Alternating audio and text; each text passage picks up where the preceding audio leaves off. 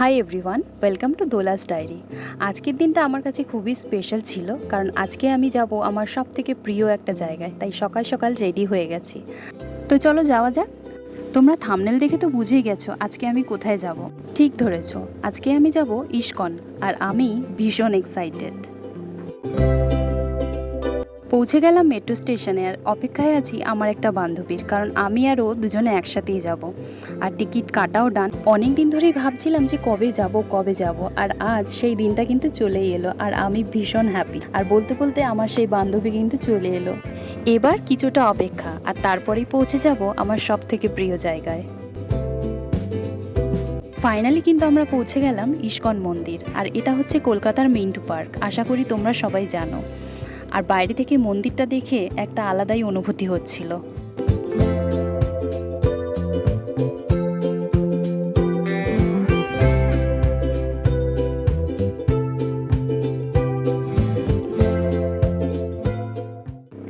Finally আমরা ধীরে ধীরে এক পা দুপা করে এগিয়ে গেলাম মন্দিরের দিকে, আর যতটা আমি এগোচ্ছি ততটাই আমার আনন্দ বেড়েই চলেছে।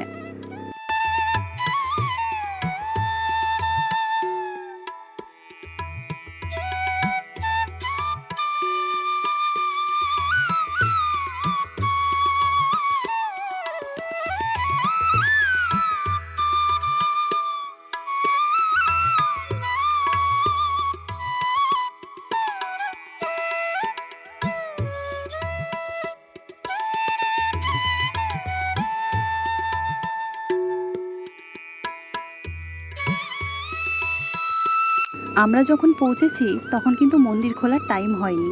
মন্দির খোলার টাইম হলো ঠিক 12টার সময়। তাই সবাই কিন্তু অপেক্ষায় বসে আছে। তাই আর দেরি না করে আমরাও বসে পড়লাম। মনের মধ্যে একটা আলাদাই শান্তি ছিল।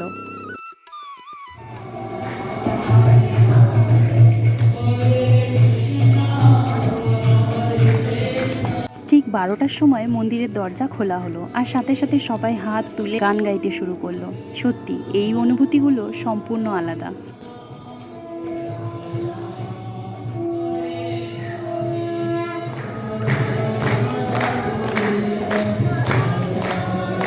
পর্দা সরার সাথে সাথে যেন পুরো পরিবেশটাই বদলে গেল।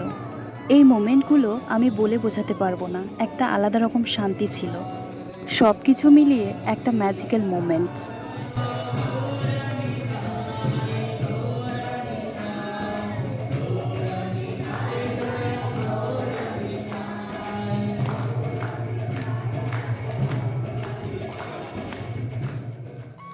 তারপরে শুরু হলো ওনার আরাধনা। আমি শুধু এক দৃষ্টিতে তাকিয়েই ছিলাম। কখনো কখনো মনের ভাবনাগুলোকে ভাষায় প্রকাশ করা সম্ভব হয়ে ওঠে না। এই মুহূর্তে দাঁড়িয়ে আমার এটাই মনে হচ্ছিল সময়টা একটু থমকে যাক, তাহলে হয়তো একটু বেশি সময় ধরে ওনাকে দেখতে পারবো। সত্যি স্পিরিচুয়ালিটির মতন জায়গা আর কিছু হতেই পারে না। এখানে আসলে আমাদের যে ওভার থিঙ্কিং, আমাদের কষ্ট, রাগ যে কোথায় চলে যায় আমরা বুঝতেও পারি না। তাই স্পিরিচুয়ালিটির সাথে তোমরা যতটা নিজেদেরকে কানেক্ট করতে পারবে, তোমরা জীবনে লড়াই করার শক্তিটাও কিন্তু ততটাই বেশি পাবে। হয়তো রাস্তা অনেক কঠিন হবে, কিন্তু সেটা থেকে বেরিয়ে আসার ক্ষমতাটাও ভগবানই দেবেন।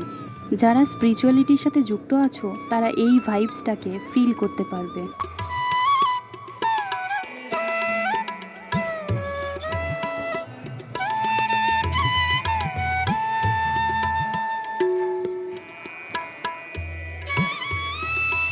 পাশেই চলছিল নাম সংকীর্তন, আর সবাই সেই তালে তাল মিলিয়ে গান গাইছিল।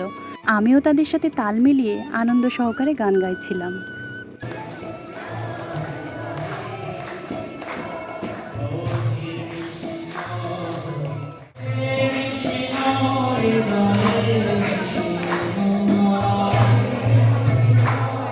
দেখতে দেখতে সময় হয়ে গেল মন্দিরের দরজা বন্ধ হওয়ার।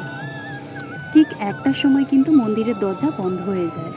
মনটা একটু খারাপ লাগছিল, তবে নিজেকে সান্ত্বনা দিলাম আর নিজেকে মনে মনে বললাম আবার আসবো।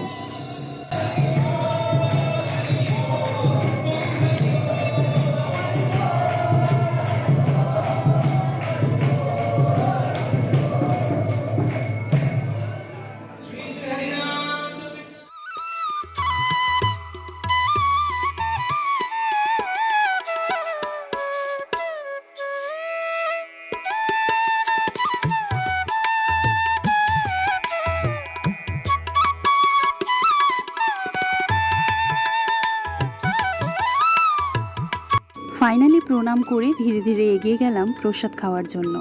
আর আজকের প্রসাদে ছিল ডাল, ভাত, রুটি, পনিরের তরকারি আর সুজি। আজকের টিকিটের প্রাইস ছিল 100 টাকা করে পার হেড। তো খাওয়া দাওয়ার পরে আমরা ঢুকেছিলাম গোবিন্দাসে, যেটা ইস্কনের পাশেই রয়েছে। এখানে আমরা সব কিছুই পেতে পারি, গোপালের জিনিসপত্র থেকে শুরু করে ফটো অ্যালবাম, বই, সব কিছুই এখানে রয়েছে।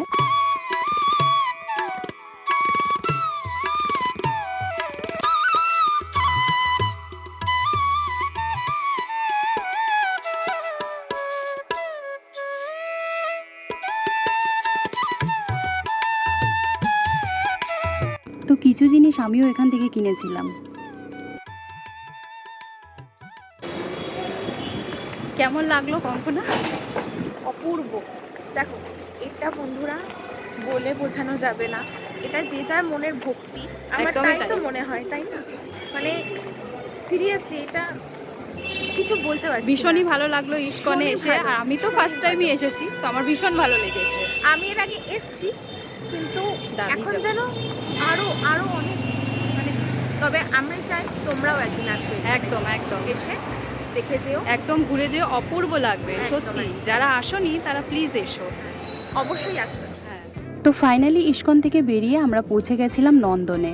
নন্দনটা যেহেতু পাশেই ছিল, তাই আমরা ভাবলাম যে নন্দন থেকে একবার ঘুরেই আসি। আসলে অনেক দিন পর কিন্তু আমরা বেরিয়েছিলাম এভাবে ঘুরতে। আরেকটা জিনিস তোমাদের বলে রাখি, এই ভিডিওটা কিন্তু কিছু মাস আগের ভিডিও, কারণ তোমরা ঠান্ডার পোশাক দেখে তো বুঝতেই পারছো। আমরা কিন্তু ইস্কনে গেছিলাম ডিসেম্বরের একদম এন্ডের দিকে। তারপরে আমরা কিন্তু ঢুকেছিলাম নন্দনের একটা মিউজিয়ামে, যেখানে কিন্তু আগের সময়ের পুরনো আর্টিস্টদের কিন্তু এখানে পিকচার দেওয়া রয়েছে, ফটো অ্যালবাম রয়েছে। হেমন্ত মুখোপাধ্যায়, সত্যজিৎ রয়, উত্তম কুমার, মান্না দে।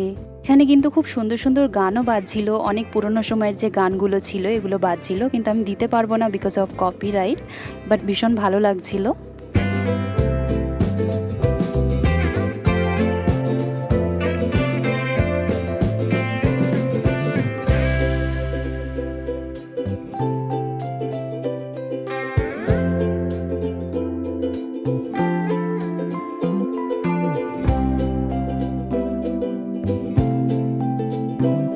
মিউজিয়াম থেকে বেরিয়ে আমার চোখে পড়লো ভীষণ সুন্দর একটা কিউট স্যান্টা, যে ভীষণ সুন্দরভাবে কোমর দুলিয়ে দুলিয়ে বাঁশি বাজাচ্ছিল।